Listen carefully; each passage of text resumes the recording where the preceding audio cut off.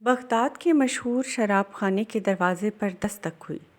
نشے میں دھت شراب خانے کے مالک نے ننگے پاؤں لڑکھڑاتے ہوئے دروازہ کھولا تو سامنے سادہ لباس پہنے ایک پروقار شخص کھڑا تھا۔ شراب خانے کے مالک نے اکتائے ہوئے لہجے میں کہا، معاف کیجیے، شراب خانہ بند ہو چکا، سب ملازم جا چکے، کل آئیے گا۔ اس سے پہلے کہ شراب خانے کا مالک پلٹتا، اس پروقار شخص نے مالک کے کاندھے پر ہاتھ رکھا اور کہا، مجھے بشر بن حاکم سے ملنا ہے، اہم پیغام ہے اس کے لیے۔ اس پر شراب خانے کا مالک چونک اٹھا اور بولا، بولو، میں ہی بشر بن حارث ہوں۔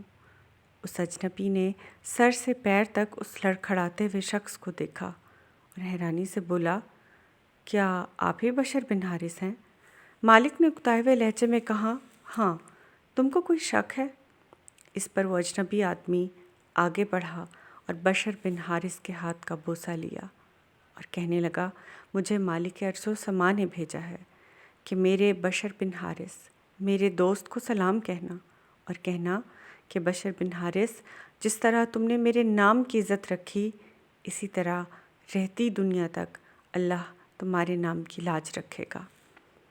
یہ سن کر بشر بن حارث کے جسم میں بجلی کی ایک لہر دوڑ گئی اور اس کی آنکھوں میں وہ منظر دوڑ آیا کہ جس دن وہ نشے میں دھت چلا جا رہا تھا اور راستے میں کوڑے کے ڈھیر پر گندگی میں اس کی نظر ایک کاغذ کے ٹکڑے پر پڑی جس پر اسم اللہ لکھا تھا۔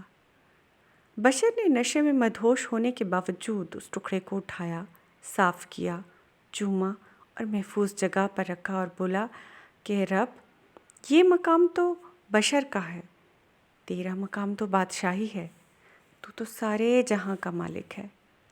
اور یہی وہ ادا تھی جو بشر بن حارث کو بشر حافی بنا گئی۔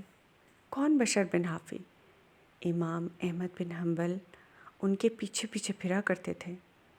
لوگوں نے امام حنبل سے پوچھا، کیا آپ اتنے بڑے عالم اور محدث ہیں، پھر بھی بشر حافی فقیر کے پیچھے پیچھے پھرتے ہیں؟ تو اس پر آپ کا جواب تھا کہ لوگوں سنو، احمد حنبل جس رب کو مانتا ہے، بشر حافی اس رب کو جانتا ہے۔